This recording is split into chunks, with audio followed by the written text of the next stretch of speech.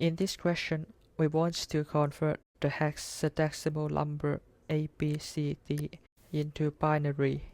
When hexadecimal equals A, which the decimal equals 10, therefore binary is 1010. When hexadecimal equals B, the decimal equals 11, and the binary equals 1011.